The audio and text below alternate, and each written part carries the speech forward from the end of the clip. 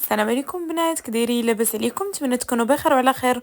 وانتم كتشوفوا الفيديو ديال اليوم ان شاء الله جبت لكم اقتراح ديال واحد الحلوه كتجي بحشوه ديال الكاوكاو، كتجي رائعه. نتمنى تجربوها وتنال الاعجاب ديالكم. كانت عندي واحد لا كوموند ديال واحد السيده وقلت ضروري نشاركها مع البنات كاقتراح تبداو تخدموا بها لي كوموند ديالكم.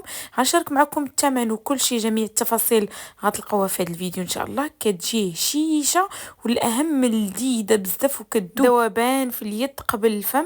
نتمنى تجربوها وتردوا عليا في التعليق ديالكم. غادي نحتاجو 125 غرام ديال الزبده لينه بدرجه حراره المطبخ. غنحتاج كاس ديال السكر ثقيل، سكر كلاصي، يعني ما غنمشيش نخدمو بالسكر سنيده، غنخدمو بالسكر كلاصي. غادي نزيد قبسه من الملح البنات غير باش نعادل الحلاوه. ديجا السكر كلاصي ما كيكونش حلو، يعني في الاصل ما كيكونش حلو. بالنسبه للبنات اللي بغاو يخدموا بالسنيده راه غادي تاخذوا نص كاس ديال السنيده، غادي تطحنوه مزيان حتى يولي بودغ وتخدموا به، يعني في كلتا الحالات اللي بغيتو. غادي نخلط المكونات ديالي جيدا. غادي نخدم هذيك الزبده مع السكر. دابا الحال سخون، الزبده بالزر باك تخدم لينا، ما كتشش لينا واحد الوقت كبير. غادي نضيف عليها نص كاس اولا كاس الا ربع ديال الزيت النباتي على حساب نوعيه الزبده. انا خدمت هنا بمارغرين.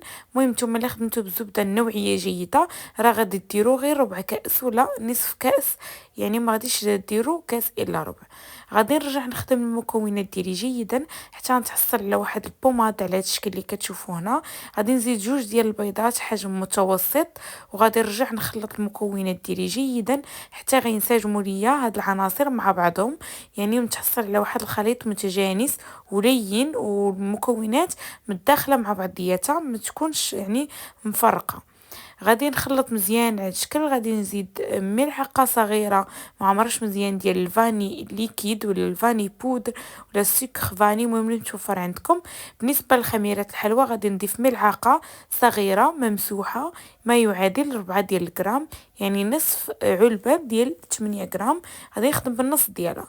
بالنسبه للدقيق ابيض كتهز ليا 4 الكؤوس، وكنقدر نزيد واحد الملعقه او جوج معالق فوق هذوك 4 الكؤوس. المهم هي في كلتا الحالات دائما تقريبا كتهز ليا 4 الكؤوس، وكتختلف كميه الدقيق من نوعيه الدقيق لنوعيه اخرى. يعني تقدروا تزيدوا واحد جوج معالق، تقدروا ما تزيدوهمش. المهم العجينه كتبقى رطبه متماسكه ورطبه، ما كتكونش كتلصق باليدين، يعني متماسكه ورطبه معنا باش كتعطينا واحد العجينه واحد لاباط اللي كتجي هشيشه بزاف. ونحاولوا ما ندلكوش هاد لاباط، يعني غير كنجمعوا بالاطراف الاصابع على هاد الشكل اللي كتشوفوا، يعني غير كنجمعوا ما كندلكوهاش البنات. ضروري في هذه المرحله نحاولوا نجمعوا غير بشويه حتى نتحصلوا على واحد العجينه رطبه على هذا الشكل اللي كتشوفوا معايا في الفيديو. غادي نوريكم القوام ديالها. كتجي خفيفه هاد العجينه وكتجي فلافي، ومني كتطيب كتجي فيها واحد الخفه رائعه. البنات جربوها. غادي نغطيها وندوز نحضر معكم الحشوه. غادي نحتاج تقريبا هنا زدت لي واحد 300 غرام ديال الكاوكاو، اللي زدت عليها واحد 150 غرام ديال البسكوي بدون شوكولا اللي مطحون البنات ومنيل، والكاوكاو حتى هو البنات محمر ومطحون. زدت ليه قليل من القرفه. وغادي نجمع البنات بالعسل، يكون عسل تحضير منزلي يكون ناجح 100%. غادي نبقى نضيف بشويه بشويه حتى غنتحصل على واحد العجين على الشكل. من بعد غنشكلها البنات كويرات. بالنسبه للعجينه شكلتها الوزن ديال كل كره 16 غرام، يعني شكلتهم كاملين 16 غرام في كل وحده. غادي نشكلهم كاملين البنات وعاد غادي ندوز باش نكمل معكم المراحل المتبقيه. المهم كنشكلوها كامله كنغطيها بالسلوفان باش ما تنشفش ليا لاباط. وغادي ندوز كذلك باش نشكل معكم الكويرات ديالي. هنا خديت الحشوه كورتها حتى هي البنات على هذا الشكل 8 غرام 7 غرام في كل وحده. كناخذ العجينه اللي شكلت فيها البنات قلت لكم كويرات وزن كل وحده 16 غرام، والحشوه كتكون فيها 8 غرام. ضروري هادشي البنات كيبغي شويه الميزان باش يجيوكم الحبات قد قد. المهم الحبات كنبسط شويه العجينه في اليد ديالي وكنحط فيها الكره من الوسط وكنعاود نجمع عليها العجين وكنحاول نشكلها ونخليها البنات على شكل دائري، ما كنحاولش نبسطها يعني كنخليها بشكل دائري لانه بغيتها تجي بحال شكل الكره، ما بغيتهاش تجي مسطحه واحد شويه، ما عجبنيش هذاك الشكل، كيعجبني نخدمها بحال هكا. البنات جربوها اكيد غادي تنال الاعجاب ديالكم.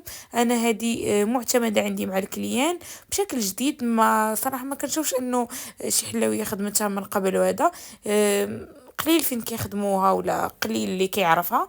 المهم انا يعني كنخدمها ديجا باللوز، وفكرت علاش ما نخدمهاش معكم بالكاوكاو، ديجا خدمتها معكم باللوز وبالشوكولا نوار، قلت علاش ما نخدمهاش معكم بهذا بالشوكولا بيضاء وبهذا الشكل باش تجربوها. المهم كنشكلها على هاد الشكل، عطاتني 54 حبه تقريبا حتى 56 حبه اللي عطاتني. كندخلها على عافيه مهيله من الاسفل، من بعد كنهبطها تحمر غير واحد شويه وكنخرج اللاطه ديالي على هاد الشكل اللي كتشوفوا هنا. خديت الكوك نوعيه جيده، هذاك اللي كيكون الحبه ديالو غليظه. وهنا خديت شوكولا بيضاء اللي ذوبتها في باماغي، زدت عليها البنات شويه ديال الزيت باش تخفف ليا، وغادي نشكل، غادي ندوز باش نزين معكم الحبات ديالي. كيف كتشوفوا واحد الطياب كيجي موحد بداك السكر كلاصي، كيعطي واحد الطياب رائع في هذه الحلوى. جربوها اكيد ما غاديش تندموا، وغادي تحمر لكم الوجه مع الكليان. غادي ندوز نغطس في الشوكولا البيضاء ونفند، ملي كنحاول نغطس غير الوجه ديالها، ما كنغطسش الاسفل ديال الحلوى باش ما تقالش ليا في الميزان. غادي ندوز على هذا الشكل نغطس في الشوكولا، ومن بعد كنفند في الكوك. بالنسبه للثمن البيع البنات انا كندوزها ب 90 درهم 85 درهم، فيها الخير والبركه ولله الحمد، شويه ديال القناعه وراه فيها الخير والبركه. المهم كنستمر بنفس الطريقه حتى كنكمل الكميه ديالي كامله على هذا الشكل اللي كتشوفوا.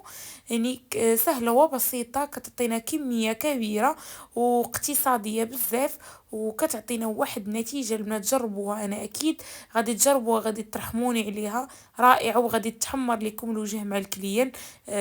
بصراحه بشهاده الجميع هاد الحلوى كتجي خطيره، غير جربوها اكيد ما غاديش تندموا. غادي نقطع معكم الشكل ديالها من الداخل باش تشوفوا الشكل كيفاش كتجي رائعه بهذيك الحشوه، كتجي خطيره. نتمنى تجربوها وتنال الاعجاب ديالكم. وغنشارك معكم حتى الهشاشه ديالها، كيف كتشوفوا كتجي هشيشه وخفيفه، وهنا راه مسرع الفيديو لا حتى شي حاجه، كتجي للامانه كتجي هشيشه وفلافي على هذا الشكل اللي كتشوفوا. نتمنى تجربوها وتنال الاعجاب ديالكم. اذا عجبكم الفيديو خليو لايك، بارطاجيو القناه ماكسيموم مع الاحباب والاصدقاء ديالكم باش تعمل فائده على الجميع. استودعكم الله الذي لا تضيع ودائعه، مع القناه فيديو جديد ان شاء الله.